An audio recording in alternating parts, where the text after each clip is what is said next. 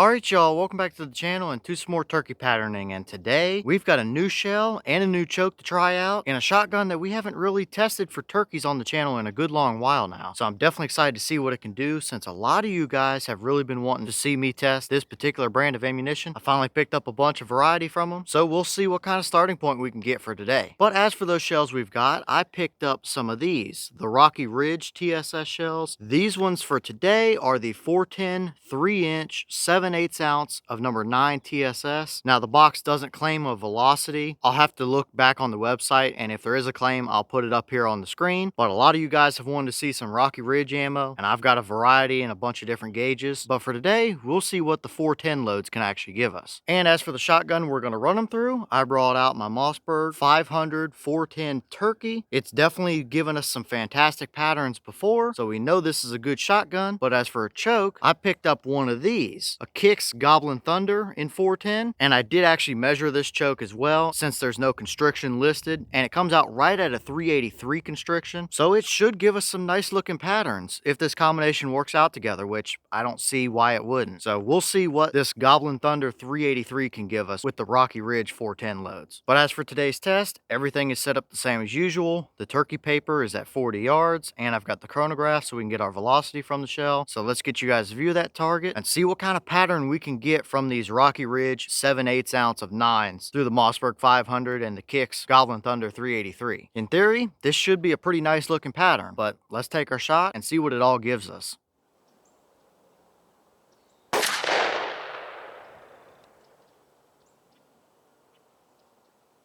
Alright, so that shell gave us 1202 through the chronograph. Again, I'll pop up on the screen here what their claim is if I can find it on the website. But 1202, that might be a little bit on the higher end of average for what we typically see from a 410 TSS shell. They kind of like to float between 11 and 1160 or so, generally speaking. But still, that's definitely not too far out of the question or the realm of possibility for them. So we're looking pretty solid up here for a velocity. But what kind of a pattern did that combo give us down there at 40? Let's go check it out and see what we got.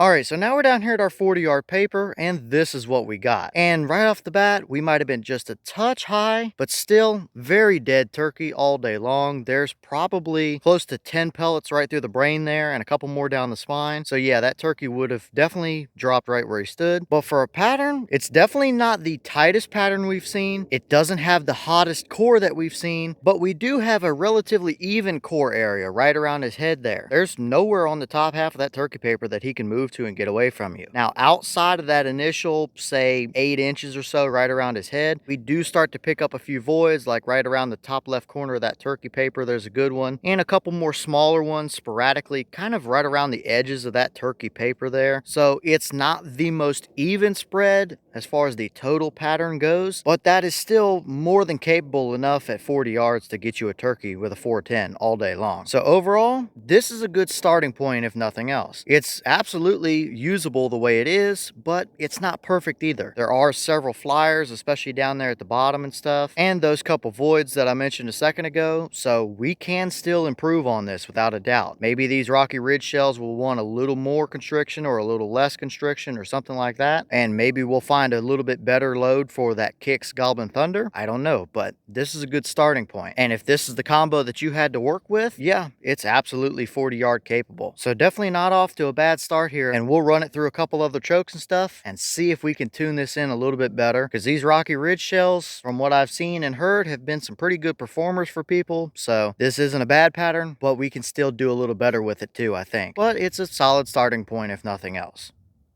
And here's the wad from that shell. It definitely opened up quite a bit. It pretty much opened up to where it's all flat now. And we do have one pellet stuck down in the bottom there, which has been a common issue with 410 here recently, even in some of the custom shells. But this one's only got one, so it wouldn't have been detrimental to the pattern. Overall though, no snags or rips or tears or anything like that I'm concerned with. So I think the wad did its job for today. We'll just have to try it through a couple other constrictions and see if it evens our pattern out or maybe even tightens it up just a little bit, because I still think we can get just a touch more out of them as well. But the wad, nothing too out of the ordinary here.